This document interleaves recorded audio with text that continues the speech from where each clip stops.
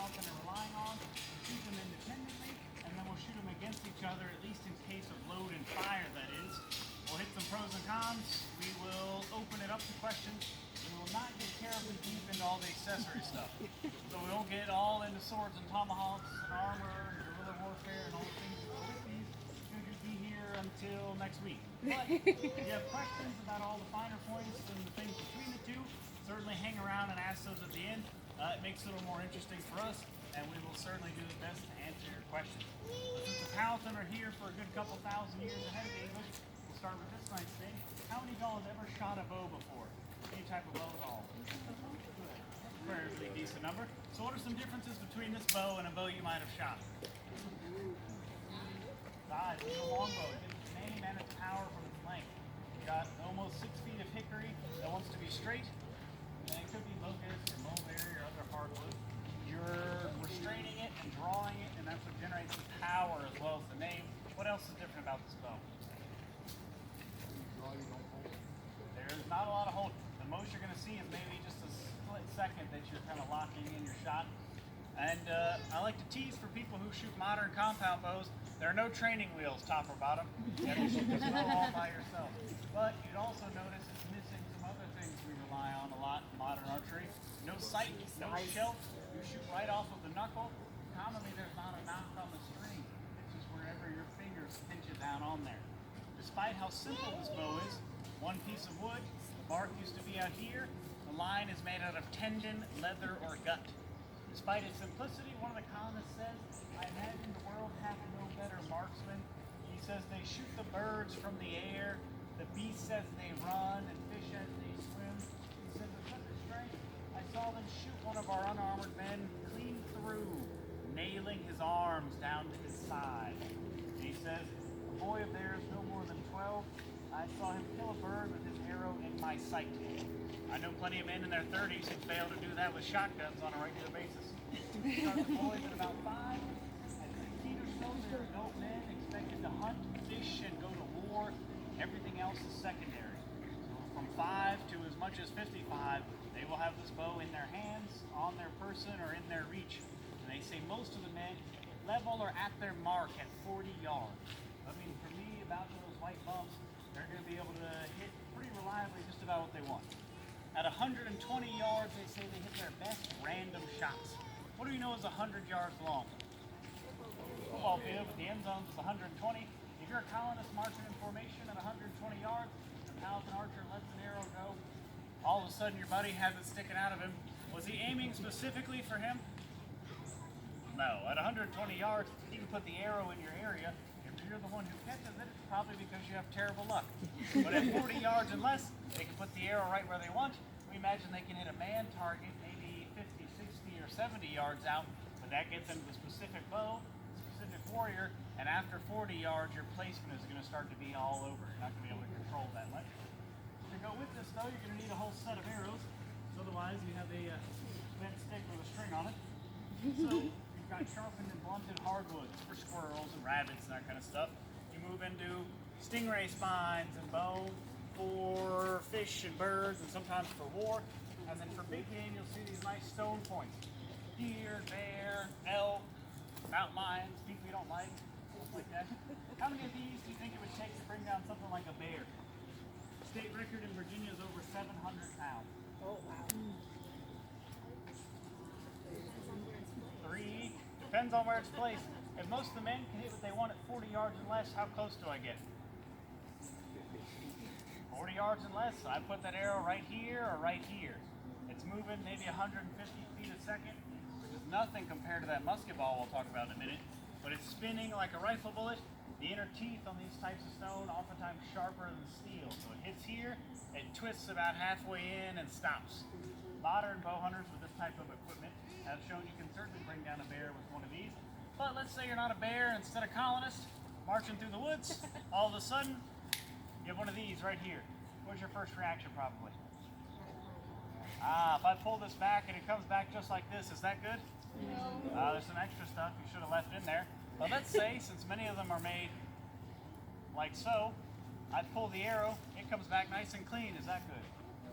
No, now you have a loose saw blade in here somewhere, and a big hole that leads outward. It's bad. But many of the colonists are laborers, farmers, and whatnot. You gave a musket to last month. They are not professional soldiers. Let's say you look down at it for about 5 seconds. Can't believe I sailed all this way, make some money, just for this to happen to me. What has that man who shot you done in those 5 seconds? He's probably shot you again, or if you're all by your lonesome, he's probably right here, which is bad for your health as well. But let's say you're one of those professional soldiers that they do send, turn and fire at that man, you draw a sword, you fight somebody off, maybe we all jostle into formation to protect each other. What's happening in here? Rocking around, which is definitely bad for you. They learn your best options to snap this thing off. If you're still around later, someone's going to have to go in after it, which is when it starts to get more complicated.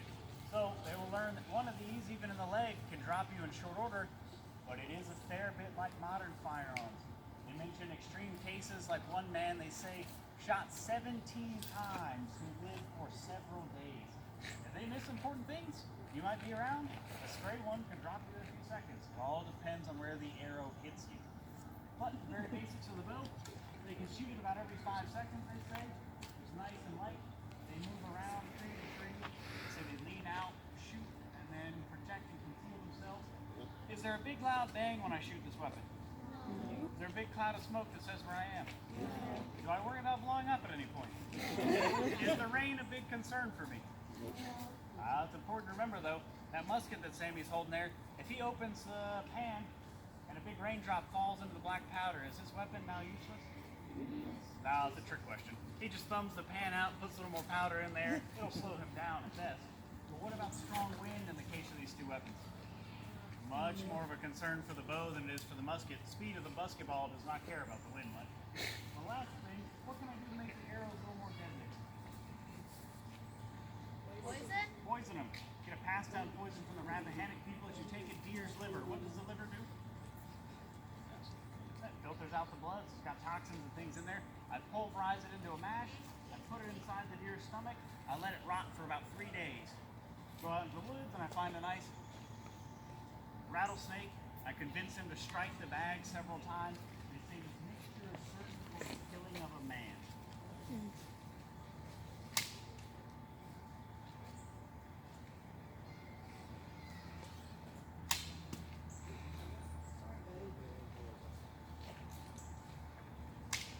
What? That's the basics of the bow. Turn it over to Right. What we have here is a weapon called a Matchlock musket. And as some of you may know, this weapon, of course, gets its name from its ignition source, which is called a slow match. Now, that gets, as I talk about this weapon, I'm going to kind of mix the pros and the cons as my colleague did. The match, which was carried betwixt the fingers, we're looking at something that's burning continuously at about 700 degrees. Now, the weapon was loaded. Your propellant is, of course, gunpowder.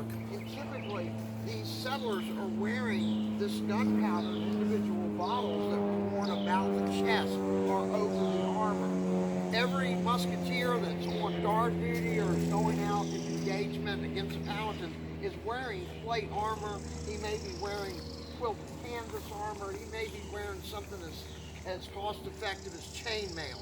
And that's going to be his protective gear. But bear in mind, that gunpowder is something you're wearing about the body. So this could be, there's a problem here.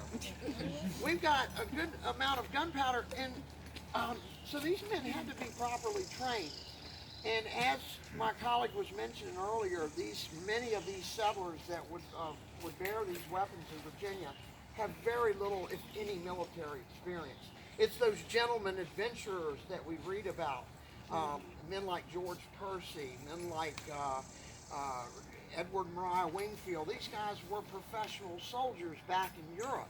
But the men that are going to be doing a lot of the guarding and the fighting, they've only been using this weapon for short of a month or so. But one plus side of this weapon was its simplicity.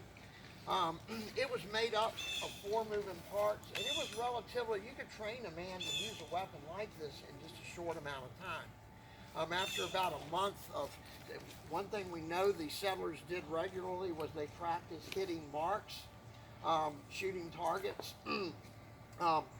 So there is one of the advantages that the weapon is simple. It has an effective range of up to 100 yards.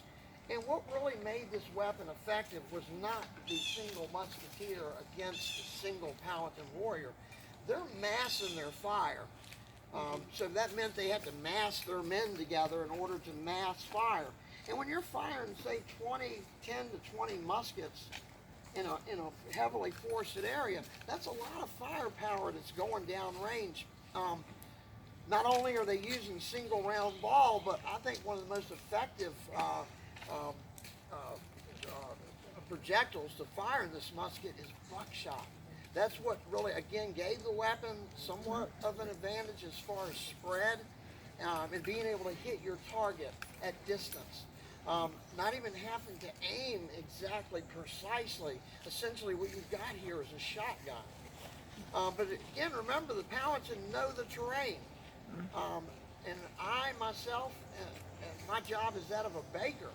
I don't hunt. I've never hunted in my life, so I never had to rely on the use of this weapon to feed my family. So, and there is that's something we got to think about. These weapons that we use out here are reproductions, and this one's about 30 years old.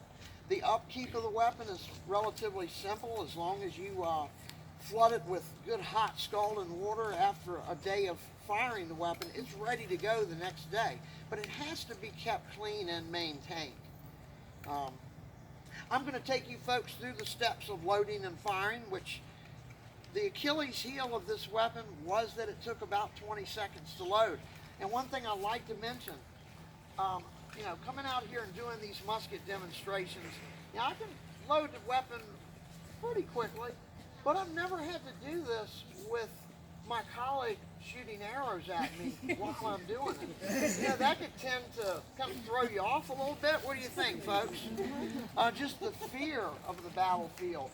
And you know, for hunting, this is a loud weapon, and once this weapon is discharged, you got that one shot at a, say if you did use this for hunting, which is not a very good hunting weapon, but you got one shot, and after this weapon discharges, I mean, it's very loud, that you will see, and it's going to run a lot of the animals out of the forest.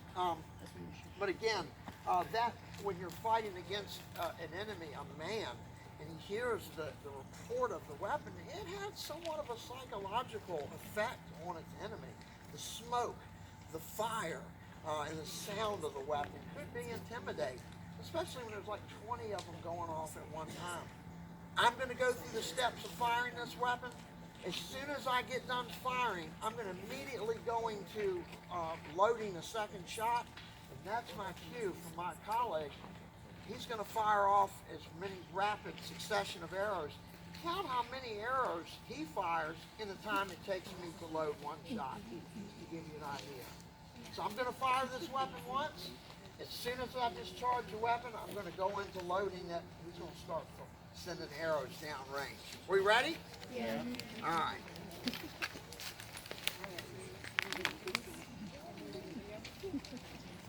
So, the very basics of the weapons, though, musket is easy to teach someone to use.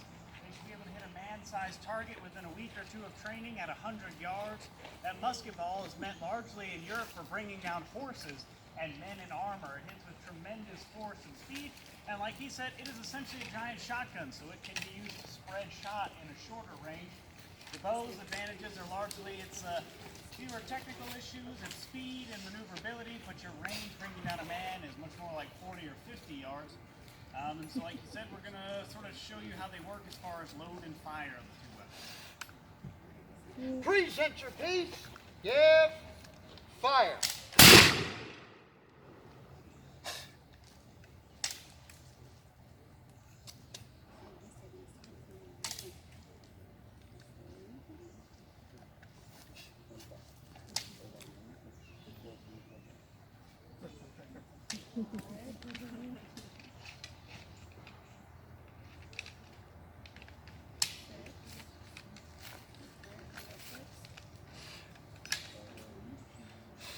Present your piece, give fire.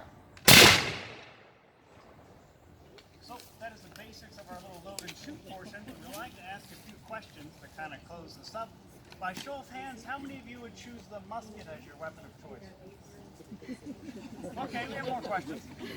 How many of you would choose the bow as your weapon of choice? Although that makes me feel all warm and fuzzy because I agree with a lot of those hands, how many of you who raised your hand for the bow have the next months or years to become combat ready with it?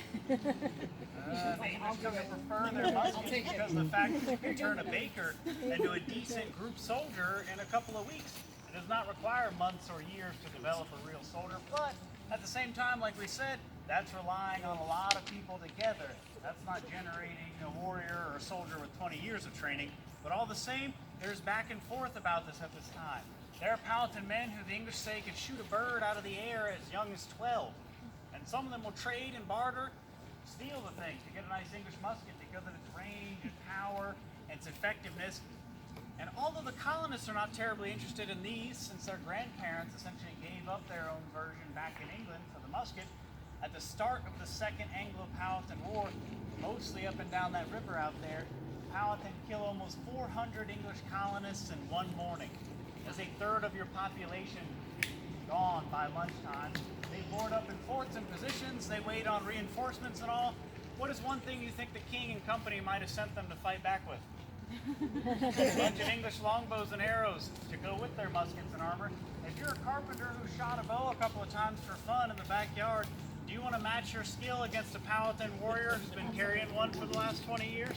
No. They know the answer is no for everybody in the fort, so they keep them on the ships, they send them straight to Bermuda, and they outlaw ever sending English archery equipment here again.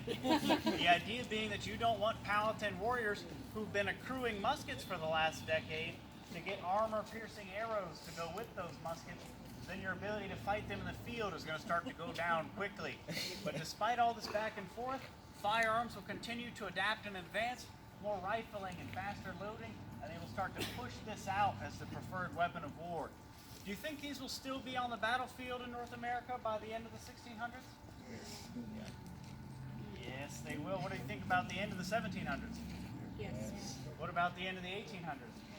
If you know anything about your American history, after the Civil War out on the plains, you'll see young men on horseback with little short bows fighting against the U.S. government for their people's survival and their way of life and doing it effectively.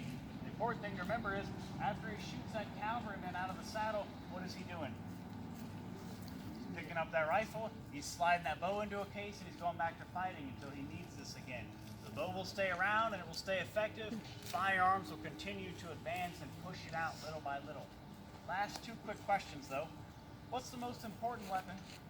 Both sides have it and we never mentioned it. Oh, sense. Yeah. We get knives a lot for one. It's this thing. Yeah. If you fail to use this, I don't care if you have 100 cannons or 1,000 warriors, you will lose again and again. So they fight 3 wars for control of Virginia between the Powhatan and the English. My last question, before we kind of close this down, are there still Powhatan people around today? Yeah. Yeah. Got a couple of yeses, a lot of blank stares. There are thousands of Powhatan people in Virginia and abroad. They are fishermen and dentists and math teachers and kids who come here on field trips, and they go by their original tribal names now. They are definitely still here. In fact, the upstairs portion of our museum right now is an exhibit about what they've been up to the last 100 years.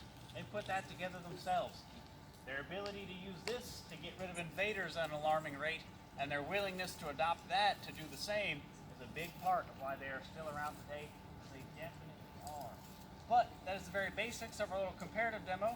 If you have questions, now would be the time. Otherwise, thanks for coming out to see us.